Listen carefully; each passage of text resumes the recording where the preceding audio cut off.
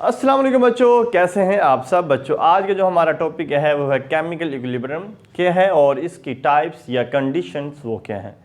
आज हम इनकी बात करेंगे। लास्ट वन जो हमने बात की है वो थी reactants, products, forward, reverse, irreversible और रिवर्सिबल रिएक्शंस की हमने बात की थी। अगर बच्चों आपने वो वाला वीडियो नहीं देखा, उस वीडियो का जो लिंक है आपको इस वीडियो की जो डिस्क्रिप्शन है इधर से और जो एंड स्क्रीन होगा उधर से आपको मिल जाएगा। Let's start. और बच्चों हमने सबसे पहले देखना है हमारे पास जो इक्विलिब्रियम वो होता क्या। इक्विलिब्रियम का मतलब बच्चों ये होता है बैलेंसिंग, किसी चीज़ का बैलेंस हो जाना, मतवाजन हो जाना, ऑन बोथ साइड इक्वालिटी हो जाना, बराबरी हो जाना उसको। या फिर आप वो जो बराबरी है वो फोर्स की शक्ल में हो सकती है, प्रेशर की शक्ल में हो सकती है या वेट की शक्ल में हो सकती है। ठीक है। लेट मी सपोज बच्चों मेरे पास शीशा है, ठीक है, उसके एक साइड पे एक एंड पे एक बच्चा बैठा है, तो जाहिर सी बात दूसरा एंड क्या हो जाएगा, अप हो जाएगा। और क्योंकि उधर फोर्स ज़्यादा, वेट ज़्यादा है, जिसकी वजह से वो ज़्यादा हो गया। अगर उसी वेट का हम एक स्टूडेंट, एक बच्चा दूसरी साइड पे बैठा दें तो बच्चों क्या हो जाएगा, जो आपका शीशा है वो बैलेंस हो जाएगा। क्या हो जाएगा? बैलेंस हो जाएगा। इस बैलेंसिंग सिस्टम को बच्चों कहते हैं इक्विलिब्रियम कहते हैं। ठीक है। अब हमने केमिस्ट्री की रूप से केमिकल इक्विलिब्रियम की डेफिनेशन करनी है। वो बच्चों क्या होगी, बच्चों ध्यान से इसको आपने देखना है। बच्चों इसमें मैं आपको एक एग्जांपल देता हूँ, उससे मैं आपको बताता हूँ। लेट मी सपोज बच्चों मेरे पास है हाइड्रोजन और नाइट्रोजन गैसेस आपस में मिलेंगी तो हमारे पास बन जाएगा अमोनिया गैस। क्या बनेगा? Ammonia gas. ठीक है। इसको आप बैलेंस करें, बैलेंस कर लें तो आपके पास इस तरह का इन्वायरमेंट हो जाएगा।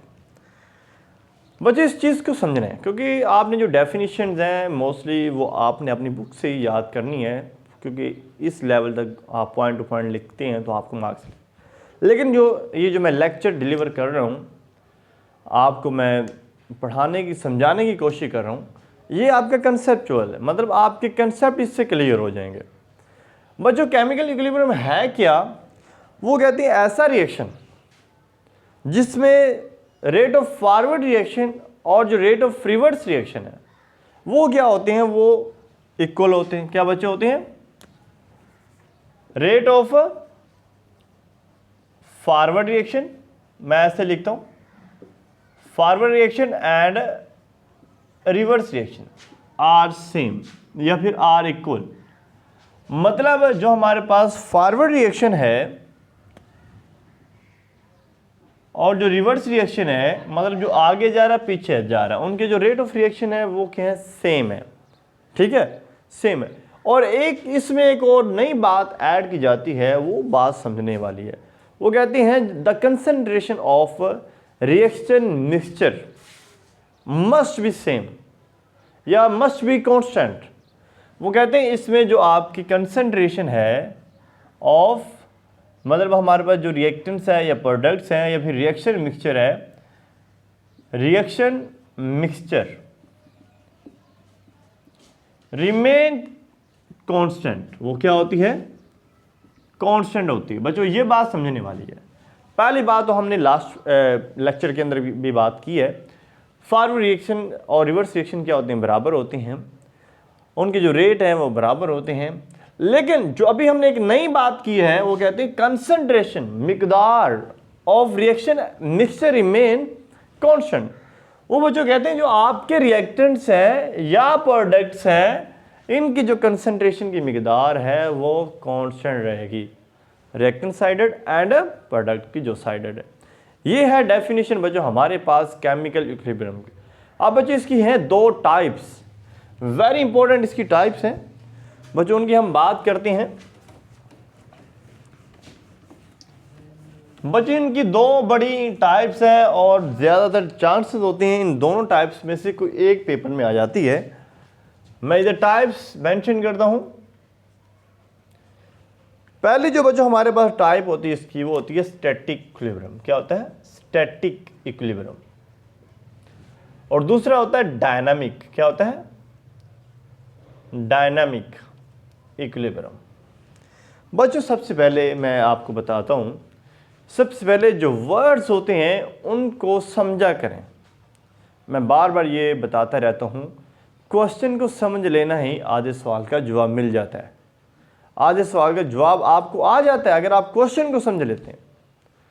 अब जो हमारे पास केमिकल इक्विलिब्रियम की दो टाइप्स होती हैं, दो कंडीशन होती है। नंबर 1 हमारे पास स्टैटिक इक्विलिब्रियम और नंबर 2 हमारे पास डायनामिक है। स्टैटिक इक्विलिब्रियम बच्चों क्या होता है? ये होता है रेस्ट, मतलब जो रुका हुआ होता है। That reaction which can't proceeded further, ऐसा रिएक्शन जो मजीद आगे ना बढ़े, रुका हुआ हो। ठीक है, कुछ चीज़ पड़ी है तो पड़ी ही रहे, ठीक है, रेस्ट की हालत में हो, वो बच्चों होता है स्टैटिक। इसमें बच्चों आप क्या करेंगे, इसमें जो आपका रिएक्शन होता है, द रिएक्शन मैं लिखता हूं कांट प्रोसीडेड फर्दर, ऐसा रिएक्शन जो आगे मजीद नहीं बढ़ता, फर्दर मजीद आगे, मतलब वो स्टॉप होता है। क्या होता है? वो रुका हुआ होता है। अब ये तो ठीक है, लेट मी सपोज हमने यूजुअली गांव में तो ऐसे ही होता है, हमने देखा हुआ है हमारे जो गांव की मोस्टली जो दीवारें होती हैं वो कच्चे मकान होते हैं, कच्ची दीवारें होती हैं।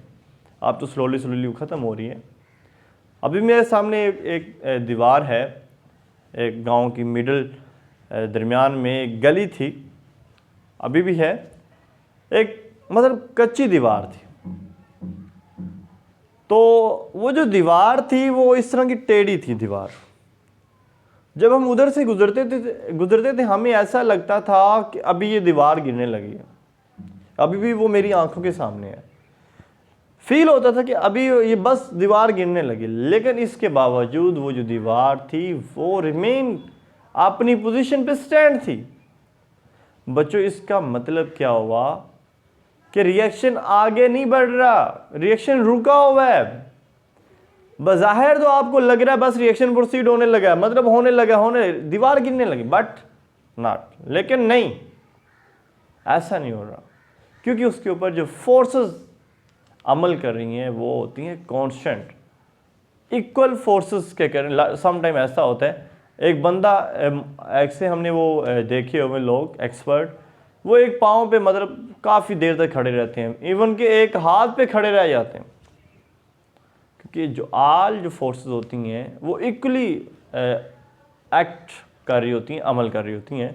इस तरह वो जो दीवार है, मतलब वो तो हमें लग रहा है कि रिएक्शन होने लगा, लेकिन इसके बावजूद वो रुका हुआ है। तो ये बच्चों होता है स्टैटिक इक्विलिब्रियम। अब बात करते हैं डायनामिक इक्विलिब्रियम की। बच्चों डायनामिक का मतलब होता है मुतहर्रक। मुतहर्रक मतलब जो मतलब मूवमेंट में रहता है, काम करता रहता है, मतलब वो रुकता नहीं है। दुनिया में वही लोग कामयाब होते हैं जो डायनामिक होते हैं, मुतहर्रक होते हैं, अपनी जो मिशन होते हैं, अपनी जो तंजीम होती है उनको लेके मुतहर्रक होते हैं।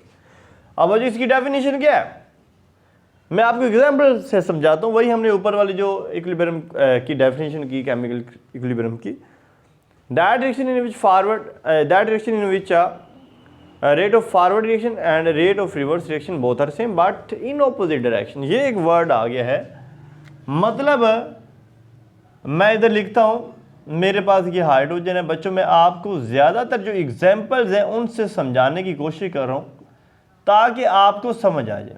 रिवर्सिबल रिएक्शन का मैंने दो एरो बना दिए, ये केमिकल इक्विलिब्रियम, क्योंकि केमिकल इक्विलिब्रियम में यही आता है, बैलेंस होता है, ठीक है।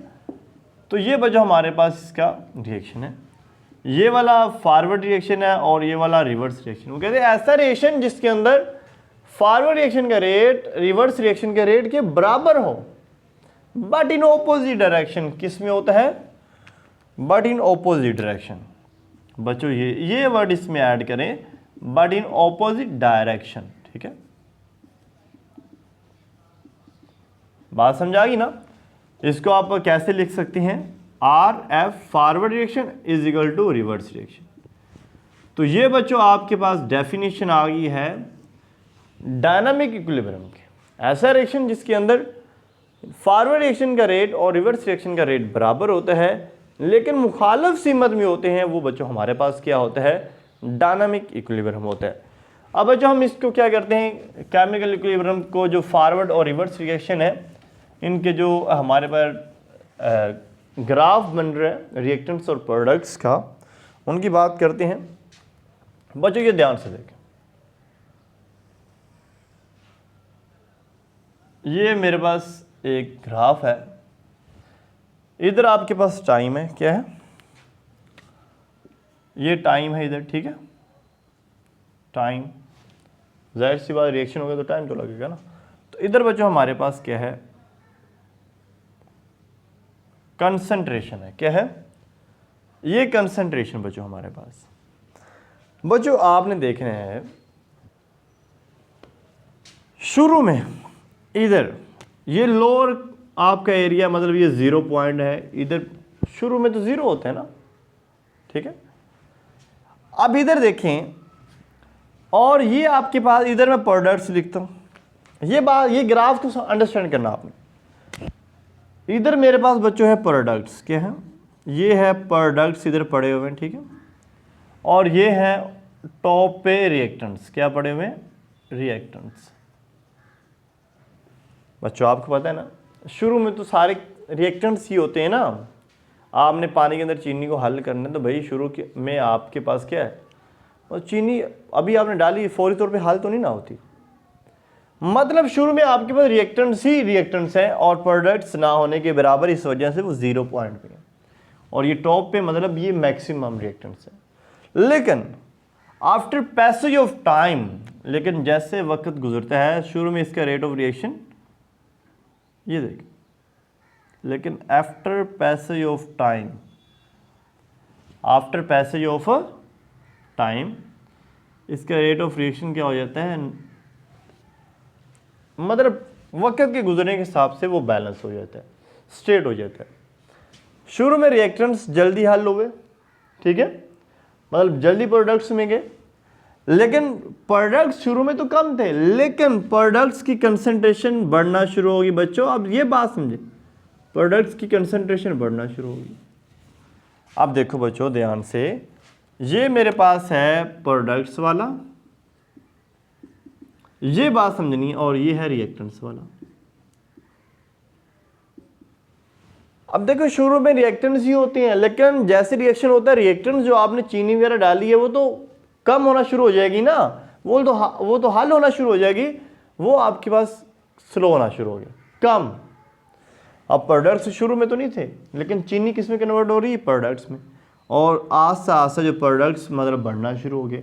और एक ऐसा वक्त आया जब दोनों का रेट ऑफ रिएक्ट मतलब फॉरवर्ड रिवर्स रिएक्शन, या फिर जो कंसंट्रेशन ऑफ प्रोडक्ट्स और जो रिएक्टेंट्स की है वो क्या होगी, सेम होगी। तो ये बच्चों वेरी इंपॉर्टेंट आपके पास क्या है, ग्राफ है, इसको समझें, इसको अंडरस्टैंड करें। और हमें पता है यानी डायनामिक इक्विलिब्रियम की हालत में रिएक्शन क्यों नहीं रुकता, इसकी रीज़न बच्चों ये होती है, always both rate of reaction forward and reverse reaction remain equal, same but in opposite direction. ये वर्ड है शुरू में, मतलब हमें तो पता है जो फॉरवर्ड रिएक्शन तेज़ होता है, रिवर्स रिएक्शन स्लो होता है। आफ्टर पैस मतलब प्रोडक्ट्स शुरू में ना होने के बराबर होते हैं, रिएक्टेंट्स ज़्यादा होती हैं, रिएक्टेंट्स आस्ता आस्ता कम होना शुरू हो जाते हैं और प्रोडक्ट्स आस्ता आस्ता बढ़ना शुरू हो जाते हैं। और एक वक्त आता है जब दोनों के रिएक्शन मिक्सचर क्या हो जाते हैं, कांस्टेंट हो जाते हैं। ये था बच्चों आज का हमारा टॉपिक। आई होप सो कि आपको समझाया। मिलते हैं नेक्स्ट टॉपिक के साथ, तब तक अल्लाह हाफिज़।